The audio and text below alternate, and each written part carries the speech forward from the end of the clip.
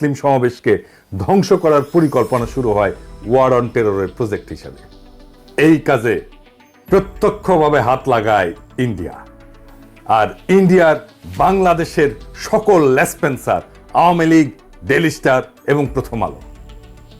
অনেকে বলতে পারেন আপনি সবকিছুতেই ডেইলি স্টারের সংযোগ দেখেন কেন? আরে ভাই, সংযোগ থাকলে আমি কি করব? দুয়ে দুয়ে 4 মিলে গেলে আমি কি সেটাকে 10 দেখাবো? তবে আমি এই ধর্মীয় ইস্যু নিয়ে দূরে থাকার সিদ্ধান্ত নিয়েছিলাম।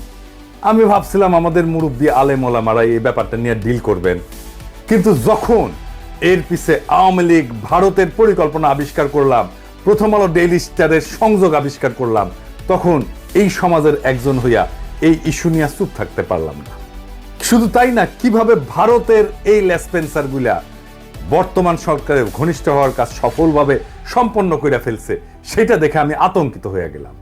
বৈষম্য বিরোধী ছাত্রদের মূল নেতৃত্বের কাছাকাছি চলে আসছে তারা। এর ফলে ফ্যাসি বিরোধী লড়াইয়ের মূল শক্তি হেফাজতের সাথে বর্তমান সরকারের দূরত্ব তৈরির ঝুঁকি তৈরি হয়েছে। এই কারণেই তাবলিগ নিয়া মহা ষড়যন্ত্র দেশবাসীর সামনে উন্মুক্ত করে দেওয়াটা আমার কর্তব্য আর দায়িত্ব হয়ে দাঁড়াইল। আশা করি আমার দর্শকেরা এই এপিসোডের পরে তাবলিগ প্রসঙ্গে নিজেরাই সিদ্ধান্ত নিতে সমর্থ হবেন।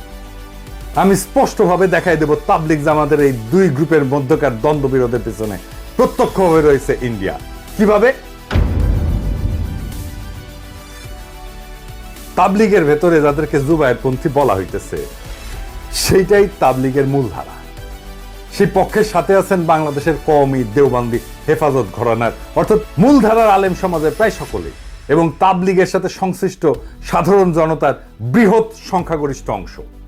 আবার ইন্টারেস্টিং ব্যাপার হইতেছে, এই পক্ষ আদর্শগত এবং মনস্তাত্ত্বিকভাবে শেখ হাসিনার ফ্যাসিবাদী শাসন এবং ভারতীয় আধিপত্যবাদের ঘোর বিরোধী। এই পক্ষই তাবলিগের মধ্যে বৃহৎ সংখ্যাগরিষ্ঠ এবং সবচেয়ে প্রভাবশালী অংশ।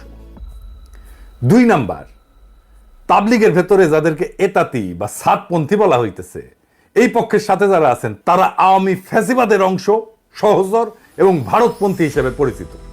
এই পক্ষের সাথে যারা আছেন তাদের বড় অংশই সেকুলার এডুকেশনে শিক্ষিত। মূলধারার সুপরিচিত আলেমদের কেউই এই পক্ষের সাথে নাই।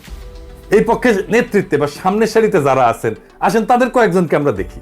আলহাজ সৈয়দ ওয়াসিফুল ইসলাম, উনি কে? উনি ডেইলি স্টার পত্রিকার সম্পাদক মাহফুজা নামের স্ত্রী শাহিনা নামের ছোট ভাই।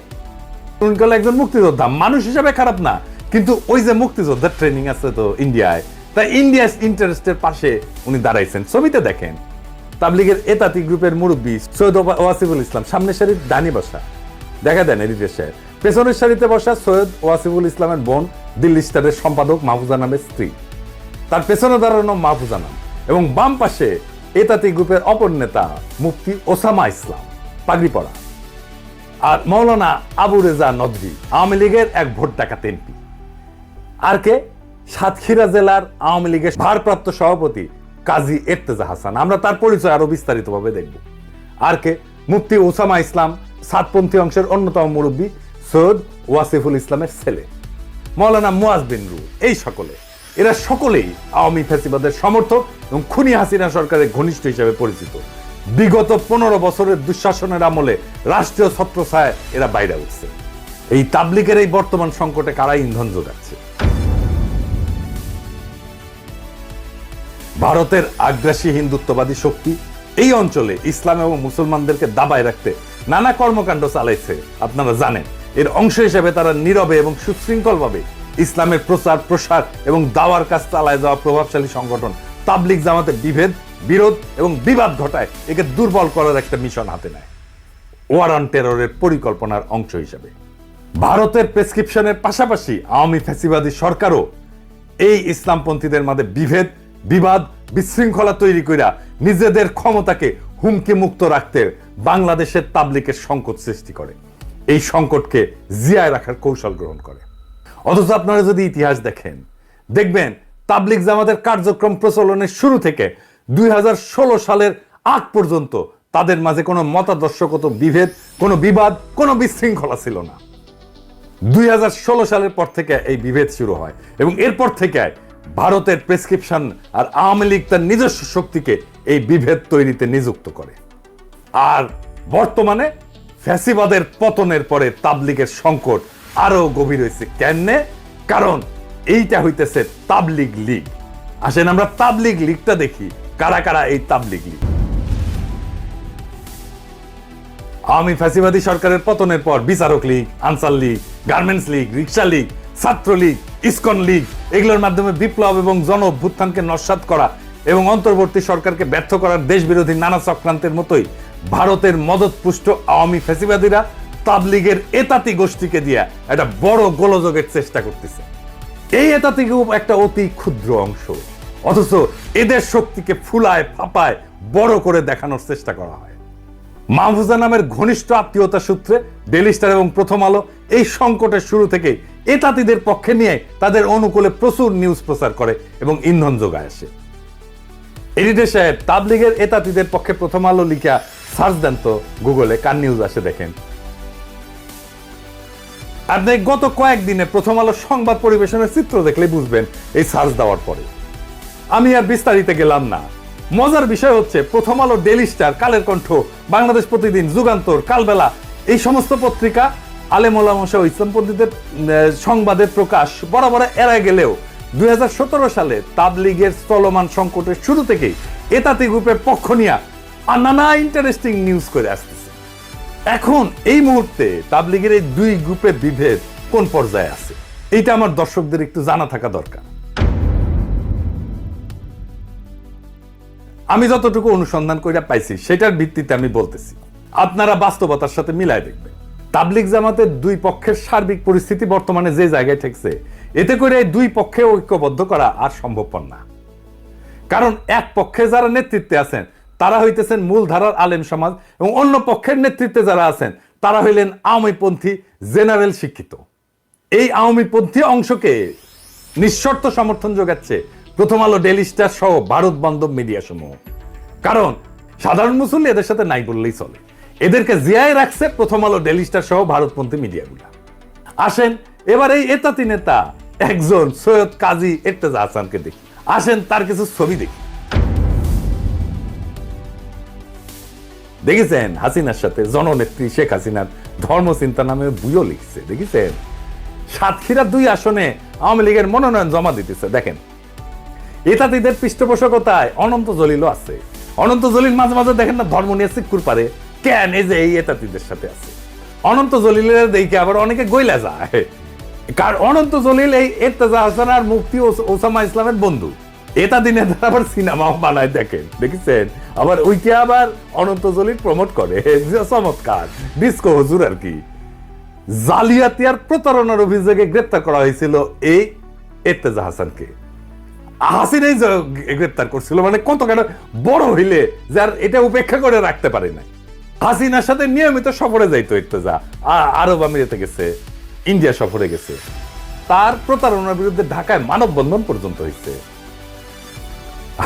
দেখেন দেখেন কি কয়, জাতির পিতার রক্ত দিয়া আরো বেশি ঋণী করে গেছেন ইরতেজা হাসান। এই কাজী ইরতেজা হাসান আওয়ামী লীগের ধর্ম বিষয়ক উপকমিটির সদস্য, সাতক্ষীরা জেলার আওয়ামী লীগের ভারপ্রাপ্ত সভাপতি হইতেছে এই ইরতেজা হাসান। ওর তো এখন জেলে থাকার কথা। আবার প্রথম আলো তারা কেমনে প্রমোট করে দেখেন, জামিন পেয়েছে এটা মামলায়, সেটাও এত বড় নিউজ করেছে। আরে আশ্চর্য ব্যাপার, দেখেছেন কারো জামিন পেলে এত বড় নিউজ করে? না জানি ওই একটা কোন বড় একটা তালে বড় এসে গেছে। এখন দেখেন প্রাইভেট স্পেসে বাসার মধ্যে ছবি তুলে খাতির করে হাসনাত, সার্জিস, আসিফ। আসিফ কি খুশি ছবি তুলে, দেখছেন? এমন কি আসিফ নজরুলের সাথে ঘনিষ্ঠতা দেখেন। এখন কইতে পারেন আপনারা রাজনৈতিক নেতা হইছেন, পরিচিত ফিগার হইছেন, পাবলিক ফিগার হইছেন, আপনার সাথে তো পাবলিক এসে ছবি। আরে ভাই, এটা তো প্রাইভেট স্পেসে বাসার মধ্যে ছবি, দেখেন। এইভাবে প্রাইভেট ছবি তোলার আগে তো তার ব্যাকগ্রাউন্ড চেক করা যায় যে এই লোকটা কে। এখন দেখেন আওয়ামী নেতার সাথে, দেখেন ফজলে নূর তাপসের সাথে, সাকিব আল হাসানের সাথে, হাসান মাহমুদের সাথে, এমনকি মরে গেছে যে নাসিমুল লগে কি মাখামাখি।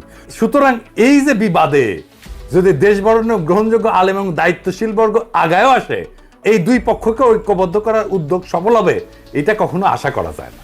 কারণ এটা তো বুঝলেন যে এই বিভেদ বা বিবাদটা চাপায় দেওয়া আধিপত্যবাদী হিন্দুত্ববাদী শক্তি এই বিভেদটা চাপাই দিছে।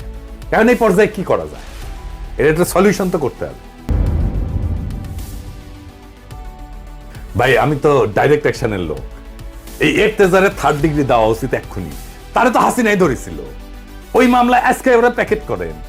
এই ভিডিও যাওয়ার পরে যারা বিভ্রান্ত ছিলেন সাধারণ মুসলমান সমাজ, তারা সরে যাবে এই এর্তেজাদের পিছন থেকে, অনেক বিষয় ক্লিয়ার হয়ে যাবে। এখনই সময় ইন্ডিয়ান ষড়যন্ত্রকে প্যাকেট করে দেওয়া পুরাপুরি। কারণ আমাদের তো তাবলিগকে রক্ষা করতে হবে, আমাদের সেই আগের ঐতিহ্যকে ফিরে আনতে হবে। এর বাইরে যদি ডাইরেক্ট অ্যাকশনে না যান, তারও পথ আছে। সরকার গ্রহণযোগ্য আলেমদেরকে নিয়ে একটা উদ্যোগ নিতে পারে। সেই ক্ষেত্রে জাতীয় স্তরে গ্রহণযোগ্য এবং তাবলিগের বাইরের আলেমদেরকে সম্পৃক্ত কইরা মতামত বা পরামর্শ চাওয়া যেতে পারে এবং তাদের মাধ্যমে পাওয়া প্রস্তাবনা দিয়া সমাধানের উদ্যোগ নেওয়া যেতে পারে। যে মুরব্বীদের নিয়ে উদ্যোগ নেওয়া যাইতে পারে, আমি কয়েকটা নাম বলি, আর দেখেন এটা আরো কিছু যুক্ত করতেও পারেন, কিন্তু আমি কয়েকজনের নাম বলতেছি। 1 নাম্বার, এর ধর্ম উপদেষ্টা তো থাকবেনই এখানে, হ্যাঁ, যে ডক্টর আফামা মাওলানা খালেদ হোসেন, উনি থাকবেন। 2 নাম্বার, জাতীয় মসজিদ বাইতুল মোকাররমের খতিব মুফতি আব্দুল মালিক, উনিও থাকবেন। সর্বোচ্চ কওমি মাদ্রাসার যে শিক্ষা বোর্ড, হায়াতুল উলউইয়ার চেয়ারম্যান এবং বেফাক বোর্ডের সভাপতি মুফতি মাহমুদুল হাসান, উনিও থাকবেন। আর দেশের প্রাচীন বৃহৎ মাদ্রাসা হিসেবে সমাদৃত হাটহাজারী মাদ্রাসার পরিচালক এবং পটিয়া মাদ্রাসার পরিচালক, ওনারা থাকবেন। ইসলামিক ফাউন্ডেশনের গভর্নর এবং বোর্ড অফ গভর্নরসের সদস্যবৃন্দ থাকবেন। তবে এখানে আমি একটা জিনিস একটু বলে রাখি, কিছু মনে করেন না। আমি যে বিষয়টা বলে রাখতেছি এটা সতর্কতা হিসাবে, মানে আপনাদের সাথে মহব্বত নাই আমার এই বিষয়টা এরকম মনে করেন না। যেমন ধরেন, যদি এটা সত্যিকার অর্থে সমাধান করতে চাই, তাহলে জাতীয় স্তরে সুপরিচিত গ্রহণযোগ্য ইসলামিক ব্যাখ্যিত আলেম বাছাই করার সময় কয়েকটা বিষয় একটু খেয়াল রাখতে হবে, একটু মেহরবানি কইরা। যেমন ধরেন, আহলে হাদিস মতবাদপন্থী, মাজারপন্থী বা জামাত ইসলামী ঘরানার কাউকে রাখাটা ফলপ্রসূ হবে না। এই জন্য না যে আমি ওনাদের মহব্বত করি না, সেই জন্য তা না, ওনাদের বাইরে রাখতে বলছি কারণ এই 3 মতাদর্শের লোকজন তাবলিগ জামাতের কার্যক্রমকে পছন্দ করেন না।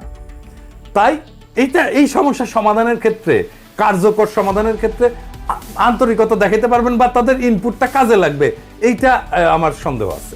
তো ওনারা বাইরে থাকলেই ভালো আর কি, এটা যাদের অ্যাফেয়ার্স তারাই এটা ম্যানেজ করলেন। তো এই সংকটের সমাধান কিভাবে হইতে পারে সেটা মুরব্বীরা আলাপ করবেন। আমি এটা রাস্তা বাতলাই দিতে পারি যেভাবে হইতে পারে আর কি। দেখেন, শুনে দেখেন, ভালো লাগলে নেবেন, না লাগলে ফেলা দেবেন, কোনো অসুবিধা নেই। আসেন সেটা কি হইতে পারে সেটা দিই। যেহেতু আমরা আগে দেখছি যে 2 পক্ষকে একীভূত করা অসম্ভব, সুতরাং এর স্থায়ী সমাধান করতে হলে বিশেষভাবে কেন্দ্রীয় মার্কাজ মসজিদ এবং ইজতেমা মাঠ পৃথক করার উপরে 2টা পদক্ষেপ নিতে হবে। 1 নাম্বার, কাকরাইল মসজিদ, যেটা বিপুল সংখ্যাগরিষ্ঠ ওলামায়ে কেরাম, তার নেতৃত্বাধীন পক্ষকে কেন্দ্রীয় কার্যক্রম চালানোর জন্য সম্পূর্ণভাবে ছেড়ে দিতে হবে। রাজধানী ঢাকা পৃথক অন্য একটা মসজিদকে নির্বাচন কইরা সাতপন্থীদেরকে তাদেরকে কার্যক্রম পরিচালনার জন্য পৃথক করে দেওয়া যেতে পারে। 2 নাম্বার, টঙ্গীতে যে বাৎসরিক বিশ্ব ইজতেমা, এর আয়োজনের পাশাপাশি বা লাগোয়া সময় ভাগাভাগি না কইরা ন্যূনতম 1 বা 1.5 মাসের বিরতি দিয়া উভয় গ্রুপের জন্য বরাদ্দ দেওয়া যেতে পারে। তবে সবচেয়ে ভালো হয় টঙ্গীর বিশ্ব ইজতেমা স্থল বিপুল সংখ্যাগরিষ্ঠ ওলামায়ে কেরাম এর নেতৃত্বাধীন পক্ষকে ছেড়ে দিয়া সাতপন্থীদের জন্য পৃথক ইজতেমা ময়দান নির্ধারণ করে দেওয়া। এইটা আলাপ আলোচনার মাধ্যমে এই 2টা সিদ্ধান্ত যদি নেওয়া যায়, আশা করা যায় তাবলিগ নিয়ে 2 গ্রুপের চলমান সংকট মোটা দাগে সমাধান হয়ে যাবে। তারপরে যত দিন যাবে আস্তে আস্তে আস্তে আস্তে এই বিষয়টা সেটেল করে যাবে।